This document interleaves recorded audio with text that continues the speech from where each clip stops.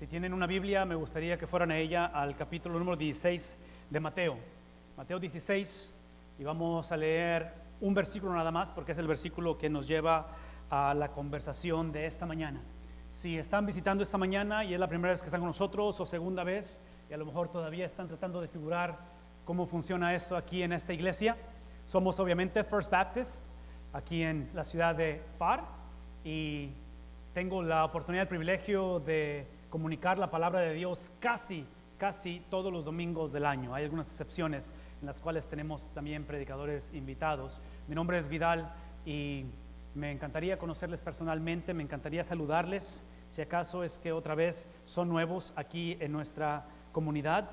Y una de las maneras que hacemos esto es que usamos una tarjeta como esta, que debe de estar adentro de ese papelito que les dieron, o si no, debe estar enfrente de ustedes ahí en las bancas también.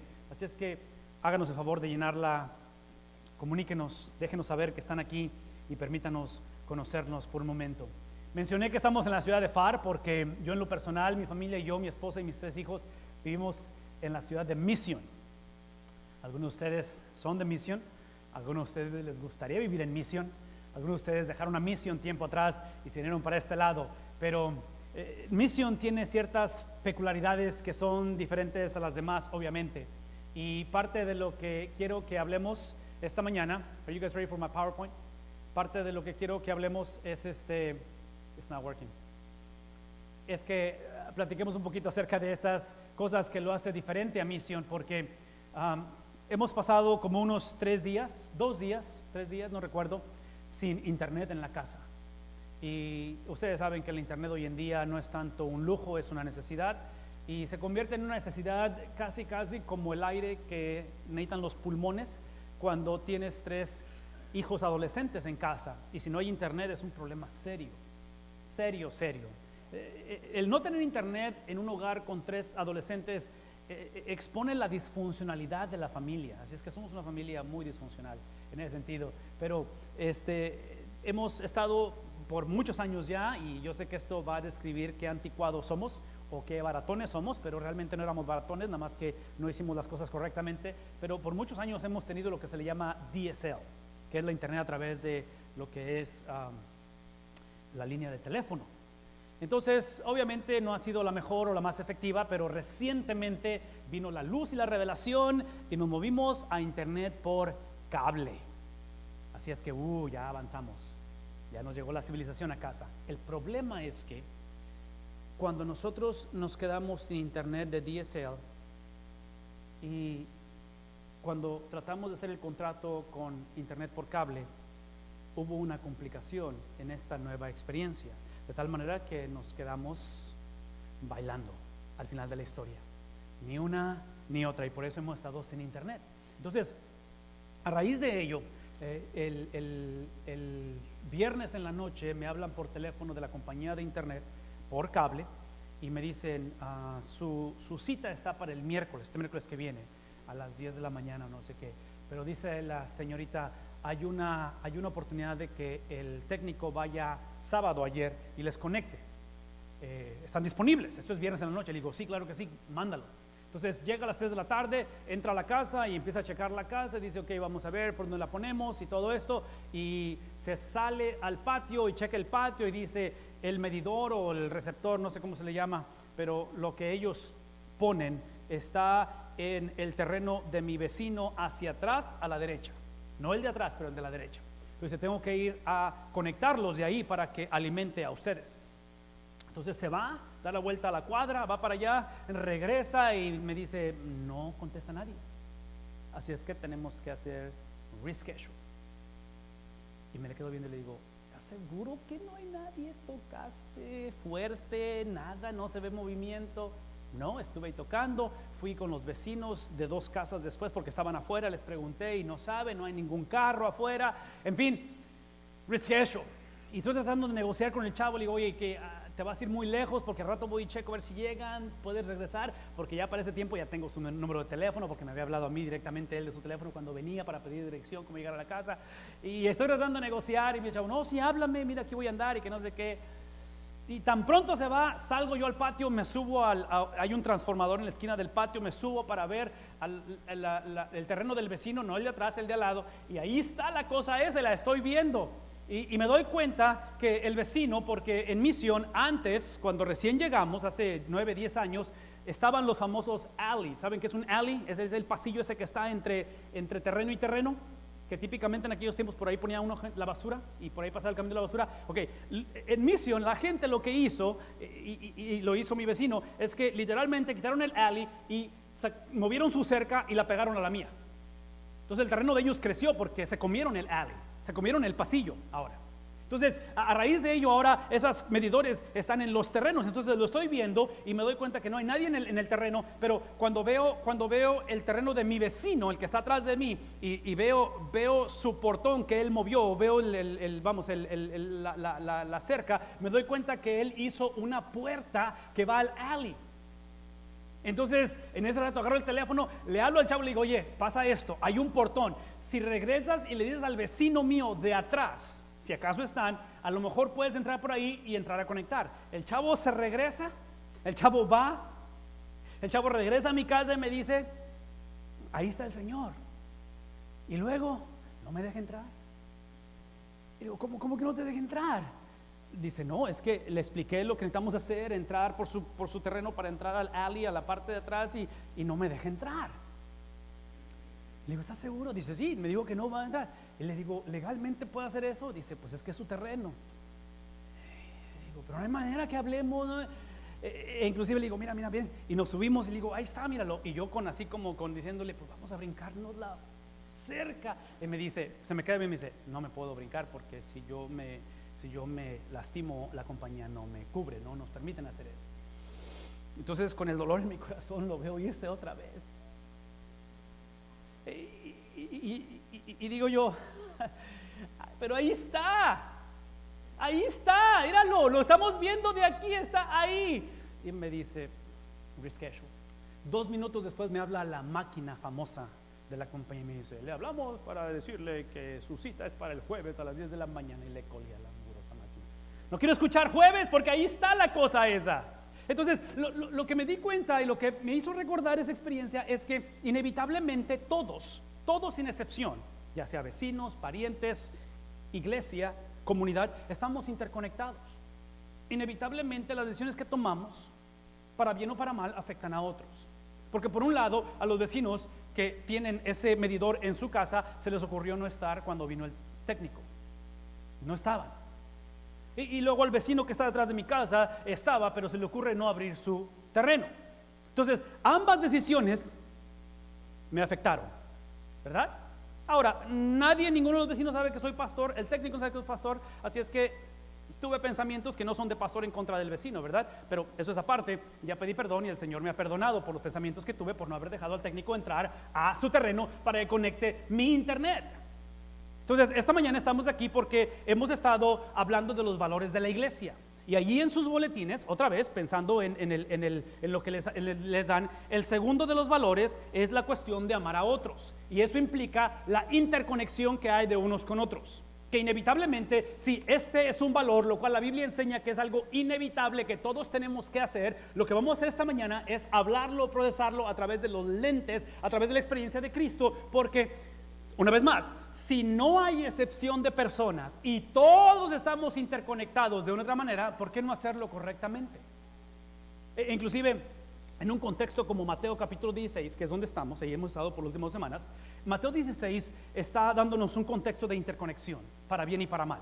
Es una conversación que tiene Cristo con los discípulos. Y en esa conversación que está teniendo con los discípulos es donde Cristo está explicando o tratando de procesar lo que los discípulos como judíos celosos, como judíos fieles, tenían como idea preconcebida acerca de su judaísmo. Porque otra vez, cuando yo pienso en internet, y especialmente en internet rápida, que es por cable, mis hijos tienen cierta idea preconcebida. Entonces, los judíos tenían ideas preconcebidas. Por ejemplo, en sus ideas preconcebidas como discípulos, como judíos, es que ellos anticipaban que para ese tiempo, si tú eres el Mesías, de acuerdo a lo que la palabra de Dios y la ley enseña, es que nosotros somos el epicentro, somos la base, la médula de la adoración al Dios verdadero que hemos adorado. Por lo tanto, las naciones tienen que venir a Jerusalén. La restauración del reino, la restauración de nuestro gozo otra vez. Iremos a Sión a alabar a Dios. Y nada de eso está sucediendo. Los judíos tenían una idea preconcebida de que si tú eres el Mesías realmente, nosotros deberíamos de nuevamente encontrarnos en una condición donde los romanos tendrían que ser alejados de esta opresión que hemos tenido, y nada de eso está sucediendo. Entonces, cuando piensas en relaciones interpersonales, todos entramos en esta idea preconcebida. Sí, lo que va a complicar aún más de ello para los judíos es que todo lo que está pasando, todo va en contra de ellos. Si ustedes recuerdan la historia, y esto lo hablamos hace 2 semanas, es que cuando hablamos de la iglesia, fariseos y saduceos continuaban haciendo lo que se le llama bullying a Jesús.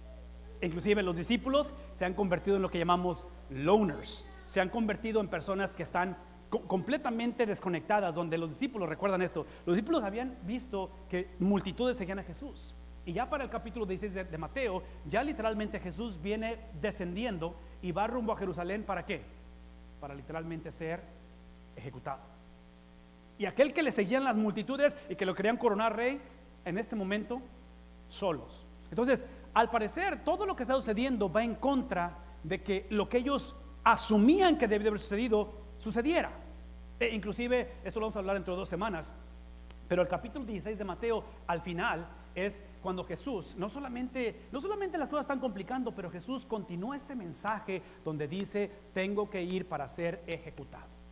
Entonces, si tú eres un discípulo, si tú eres uno de ellos y eres un judío, tú estás así como que no, espera, ¿cómo que ejecutado? Tenemos cosas que hacer, hemos invertido nuestra vida en esto, no nos salgas con que aquí se acabó la fiesta. Entonces, esta mañana, cuando pensamos en relaciones interpersonales, cuando pensamos en el valorar a otros, en el amarnos unos a otros, que es el valor de la iglesia, el segundo valor, quiero que piensen, porque muchos de nosotros estamos en esa condición. Estamos en una condición donde al parecer las circunstancias no ayudan a esto. Inclusive muchos de nosotros, por eso es que estamos un poquito con cierto tipo de duda o de incredulidad de comprometernos con una iglesia, porque la última vez que nos comprometimos nos fue mal. Tal vez ahora que estamos solteros después del divorcio, estamos en una condición donde no sabemos si nos debemos volver a casar o no, porque en la última que tuve me fue mal. Confiar en mi mamá otra vez o en mi abuela después de lo que me hicieron o le hicieron a mi hija, no estoy seguro, porque la última vez que lo hicimos nos fue mal. ¿Qué hacemos al respecto? Porque una vez más, si la interconexión de unos con otros es inevitable, querramos o no, así como mis vecinos, sus decisiones afectaron mi vida ayer, ¿cómo le hacemos? ¿Qué hacemos al respecto? Bueno, lo que hemos discutido y lo que hemos hablado por las últimas 2 semanas es que iniciamos la conversación de que parte de esta conversación tiene que ver con los cuadros que ustedes ven aquí en el escenario, y uno de ellos obviamente lo iniciamos con la iglesia. Esta es la representación de nosotros como iglesia. Somos un grupo de adoradores. Y descubrimos la semana pasada en particular que en medio de un contexto de probablemente disensión, de probablemente disfuncionalidad, que es la característica de lo que estamos hablando aquí en ese contexto, el Señor Jesús hace una afirmación que nos lleva a pensar con seriedad lo que dijimos la semana pasada. El versículo 18 dice: yo te digo que tú eres Pedro. Después del 17, que es la afirmación que tú eres el Cristo, el Hijo del Dios viviente, dice: y sobre esta piedra edificaré mi iglesia. Y lo que enfatizamos la semana pasada es la afirmación de Cristo de que Él va a edificarla.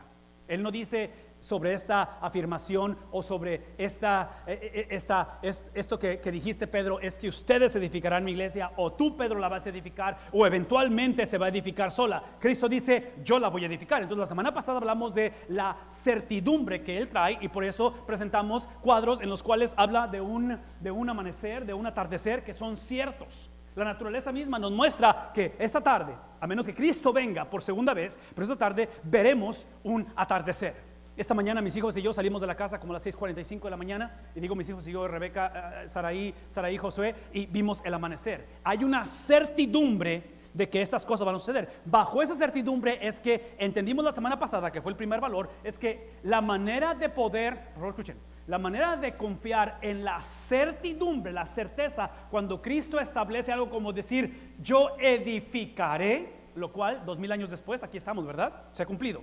Es a través de la adoración. Yo adorar a Dios es reconocer que todo lo que Él dice se cumple. Y menciono esto porque la mayoría de nosotros, escuchen lo que voy a decir, la mayoría de nosotros, cuando la adoración no es una práctica constante, por favor escuchen esto, cuando la adoración no es un estilo de vida, adorar a Dios, adorar a Dios, adorar a Dios, adorar a Dios, lo que sucede es que cuando necesitamos creer lo que Él dijo y no adoramos a su persona constantemente, su esencia, su carácter, vamos a batallar para creer lo que Él dijo. Y por eso muchas veces el reporte de un doctor tiene más afirmación o más relevancia o dependencia de lo que Cristo dijo acerca de mi enfermedad. Muchas veces la relación entre hermanos tiene más influencia, o el presidente que llegue a quedar próximo, el candidato que llegue a la presidencia tiene más influencia, el terrorismo tiene más influencia, las noticias, que lo que Cristo dijo de su persona. Entonces, la pregunta es ahora, si Cristo provee o produce certidumbre, que es la afirmación de que yo edificaré, la he edificado, la estoy edificando y la continuaré edificando, la iglesia, observen que ahora la palabra es mi iglesia. No va a edificar, o no ha edificado una iglesia, o la iglesia, o las iglesias. El pronombre personal es, ¿cuál? Mi iglesia. Entonces lo que quiero que vean es que en el contexto de la afirmación de lo que Cristo dijo de su persona y de nosotros, es que encontramos, escuchen esto, encontramos que podemos ver una relación de intimidad entre Cristo y su iglesia, porque es mi iglesia, dice el Señor. Ahora, lo que necesito que entendamos es esto, porque no tengo mucho tiempo para hablar de esto, pero necesito explicarlo. Por favor, escuchen esto. Lo que yo espero que no suceda, porque todos lo hacemos sin excepción, es que estemos en un lugar como este, escuchando un mensaje como este, leyendo de un personaje como los discípulos o personajes, y de la persona de Cristo, simplemente porque, por favor escúchenme, asumimos y entendemos que estamos interconectados. Asumimos y entendemos que las decisiones de mi padre, de mi madre, de mi abuela, que a lo mejor ya ni siquiera existen, me han afectado. Asumimos que mis decisiones ahorita como adulto van a afectar literalmente la generación de aquellos que todavía ni siquiera han nacido. Estamos conscientes de ello. A lo mejor estamos aquí y tenemos una relación bastante quebrantada, donde quiero perdonar pero no sé cómo, donde a lo mejor quiero confiar pero me da miedo. En fin, escuchen lo que voy a decir. La mayoría de nosotros lo que hacemos es que clamamos a la certidumbre de Cristo, así como dice Él: voy a edificar mi iglesia, voy a edificarla, porque vemos a Cristo y decimos: por favor, ayúdame con esta situación que tengo. Es el matrimonio, es los hijos, es las finanzas, lo que sea. Y decimos: hey, ¿me podrías ayudar con esto? Sí, ahí no es donde empieza la conversación. La conversación esta mañana inicia en la relación que tiene íntima el Padre con el Hijo. Y la razón que tenemos que iniciar en la relación de ellos, no en la de nosotros, es porque la iglesia es el regalo que el Padre dio al Hijo antes de la fundación del mundo. Si la iglesia somos los santos, los escogidos, los predestinados, y Cristo abiertamente dice: mis ovejas oyen ¿qué cosa? Mi voz, y nadie me las arrebatará.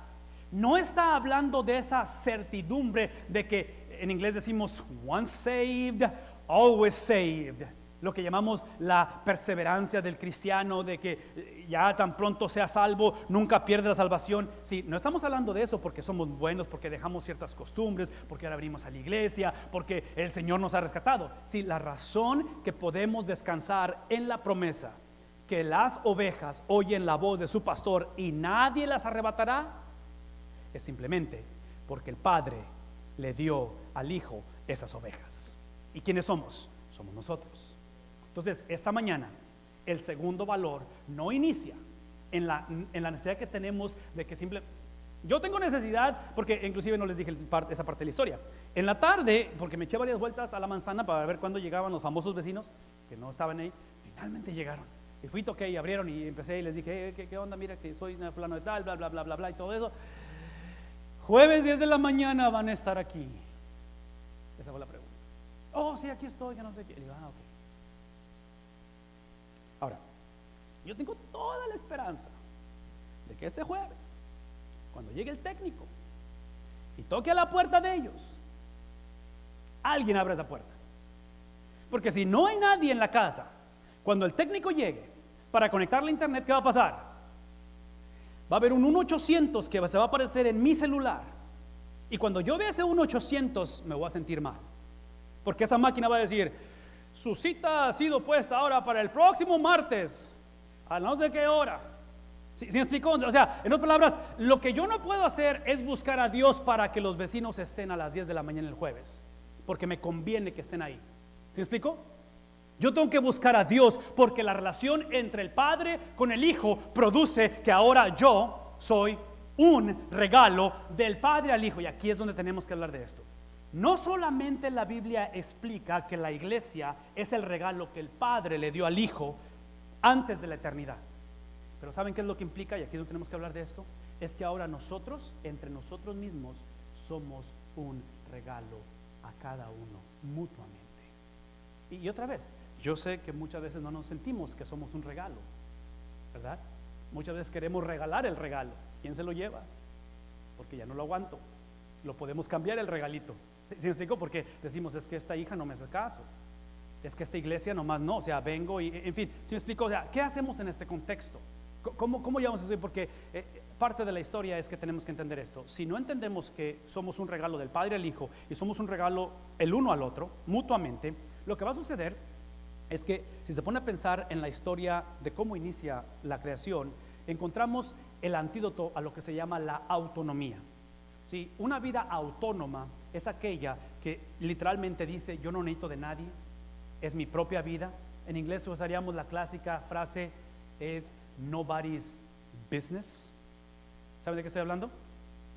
Es mi vida, son mis decisiones, son mis hijos, es mi dinero, es mi tiempo y no nadie me va a decir qué hacer con él. ¿Sí me explico? Sí, una vida autónoma, y por eso inclusive en las hojitas tienen un Adán y otro Adán, y el primer Adán tiene una A minúscula con una A mayúscula. No es un error de la computadora, es que literalmente el primer Adán describe al Adán en el cual estando, escuchen esto, estando en comunidad, teniendo a Eva, ¿dónde? En el paraíso, es tentado por el maligno, y en la tentación era simplemente que se convirtiera autónomo. Que en otras palabras, lo que está diciendo Génesis es que Adán y Eva en comunidad, viviendo en esta unidad, escúchenme por favor, en esta unidad, sí, porque la respuesta no es nuestra comunidad o nuestra relación con otros, la respuesta está basada en la unidad o comunidad del Padre con el Hijo, porque estando en esta relación perfecta, Adán y Eva deciden convertirse autónomos.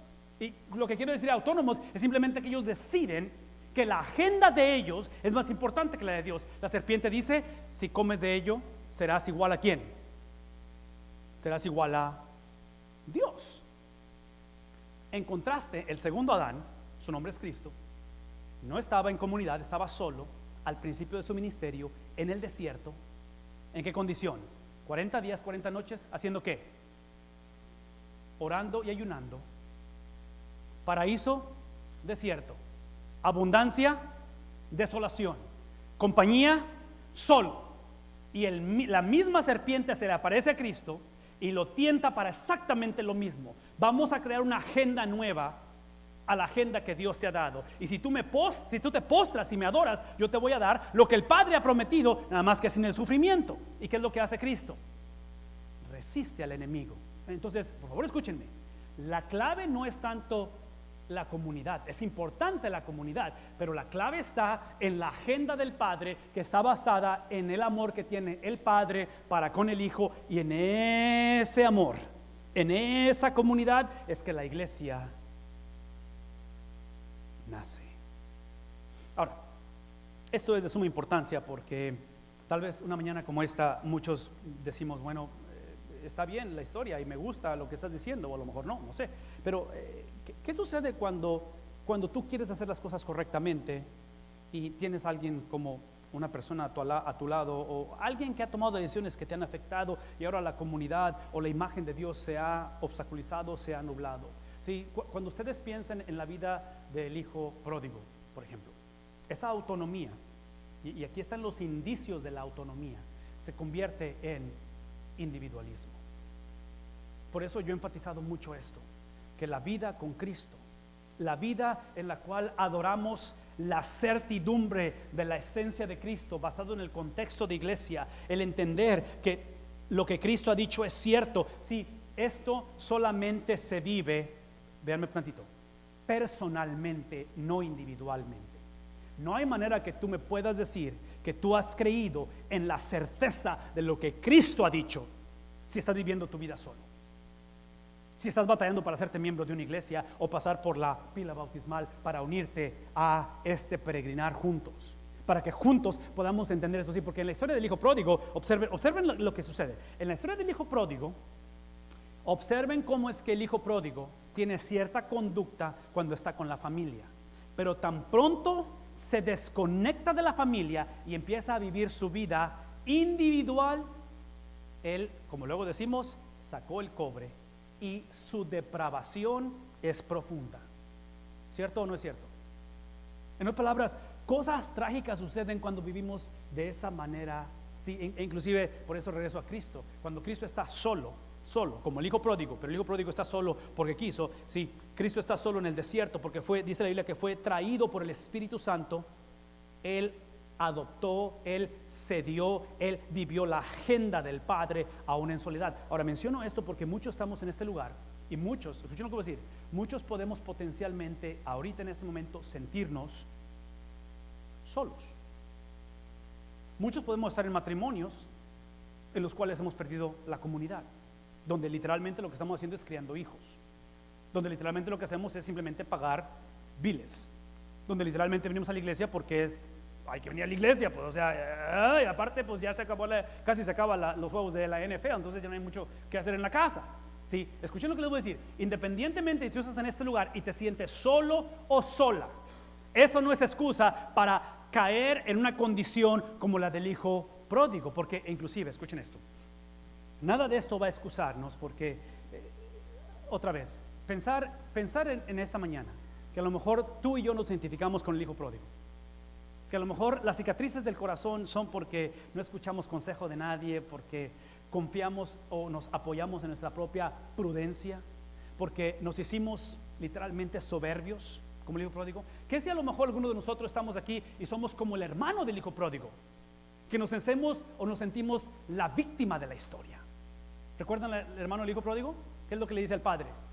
O sea, llega y está la pachanga en grande y dice el hermano: hey, yo siempre te he servido y a mí nunca me has dado nada, y aquí está tu hijo, este ingrato que se depravó, y ¿cómo lo recompensas?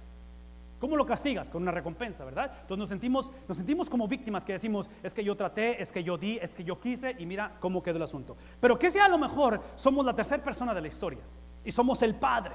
Somos el tipo de persona que a lo mejor estamos dispuestos a perdonar, dispuestos a restaurar. Sabemos que necesitamos abrazar al hijo pródigo, al esposo pródigo, al nieto pródigo, y queremos hacerlo, y otra vez estamos dudosos porque duele, porque la última vez que lo hicimos nos falló. Sí, cuando pienso en estas características, no puedo dejar de pensar en una película que acaba de sacar uno de mis artistas favoritos, que es Leonardo DiCaprio, y otro de mis artistas favoritos, que es Tom Hardy. Estos dos hombres son increíbles actores. Y en esta película que sacaron, que se llama The Revenant, es el nombre de la película. Esa palabra Revenant, si la hacen Google cuando se acabe el culto, no ahorita, van a ver que por definición esta palabra significa, es la palabra que describe a una persona que literalmente se ha considerado o estuvo muerta y básicamente resucita. Entonces, no les voy a platicar la película en detalle, pero aquí está el punto de la película. El punto de la película es que este hombre, The Revenant, Leonardo DiCaprio, va a ser literalmente puesto en muerte en un contexto de relación. En otras palabras, él es parte de un grupo de personas y dentro de ahí sale un traidor y casi lo mata. Lo trágico de esto, que lo pone en una condición casi muerto, es que lo que hace, y quiero ver a ver si está aquí, si observan no se alcanza a leer, pero arribita donde dice Revenant dice blood lost, life found. Sangre que se pierde, vida encontrada. Porque cuando estaba en su condición de muerto, casi muerto, en su casi inconsciente, se da cuenta que alguien mata a su hijo, que es parte del grupo, su único hijo. Y ese sentido de pérdida del hijo lo hace regresar a la vida. Entonces, lo que quiero que piensen es esto, es que el cuadro que les he dado literalmente no es una fantasía. Probablemente nuestra historia es muy similar a la de esta película, que en mi mente cuando veo este contexto de película, ¿saben en qué pienso? Pienso en el personaje del Antiguo Testamento llamado Job. Job, porque Job, siendo un hombre recto, siendo un hombre que se levantaba muy temprano a orar por sus hijos, siendo un hombre de integridad, el cual, otra vez, el enemigo se presenta ante Dios, y en este diálogo, sí, Dios le dice: ¿has considerado a mi siervo Job? Y lo que va a hacer, sí, literalmente el enemigo, es que lo va a acorralar a través de, y aquí está un principio importante, a través de sufrimiento extremo. Lo va a acorralar para que Job maldiga a Dios. ¿Y ustedes conocen la historia? Probablemente parte de lo trágico de la historia, parte de lo trágico, hay muchas cosas trágicas en la vida de Job, que es la historia de esta película The Revenant, es que, pónganse a pensar en esto, cuando estás en lo más profundo del dolor, aquella que debió de haber sido tu compañera de vida, aquella que debió de haber caminado contigo en las buenas y en las malas, es lo que dicen los famosos marriage vows, ¿verdad? Cuando hacemos nuestros votos en el matrimonio ante el altar, ¿sí? En la riqueza y en la pobreza, ¿qué dice? En la salud, en la enfermedad, ya se les olvidó. Es lo que dijimos, ¿verdad? Yo estoy convencido que esos vows son literalmente un joke. Son una burla a la cultura de hoy en día. Porque Job lo ilustra. Job, cuando está en lo más profundo de su dolor, la esposa le dice: Job, maldice a Dios y ¿qué? Traducción. Y esto lo vamos a editar del video. Go to hell. Muérete. Es lo que le dice la esposa. O sea, estás así como que se supone que tú eres el compañero mío, ¿sí me explico? Y luego para acabarla de amolar, en su enfermedad, en su pérdida, entierra a sus 10 hijos. En medio de todo ese sufrimiento, Job, sus 3 amigos vienen y le dicen: Job, ya platícanos la historia bien, compadre. ¿Qué hiciste? Porque si te está yendo de esta manera es porque realmente algo hiciste a escondidas. ¿Qué onda? Déjame checar tus textos, déjame checar tu Facebook. ¿Qué onda? ¿Qué hiciste, Job? Ya confiésalo. En otras palabras, aquellas personas que debieron de haberte apoyado, aquellas personas, sí, a mi vecino, ¿qué le costaba simplemente dejar al técnico pasar por ahí, verdad? Todavía no se me pasa lo del vecino, sí, ya, espero que a la tarde se me pase ya. Pero el punto de la historia es simplemente que ¿qué haces cuando quieres abrazar el concepto de comunidad? Cuando inevitablemente esa interconexión sigue estando presente. Sí, lo interesante de Job es que Job nunca maldice a Dios. ¿Podemos estar de acuerdo con ello? Nunca va a maldecir a Dios. Y Dios va a restaurar todo lo que perdió ahora en abundancia. La pregunta en una mañana como esta es: ¿cómo se llevó a cabo eso? Si somos un regalo, como iglesia, somos el regalo del Padre para con el Hijo. Y somos un regalo uno a otro. Cada domingo que hemos añadido un valor de la iglesia, la semana pasada añadimos el de la certidumbre que Él edificará a su iglesia. Esta mañana hemos añadido el valor de la intimidad que el Padre tiene con el Hijo. Así es que quiero que vean lo que se ha terminado esta mañana, o por lo menos empezado, no sé si lo han terminado porque tenemos otro culto todavía, pero quiero que pensemos y recordemos.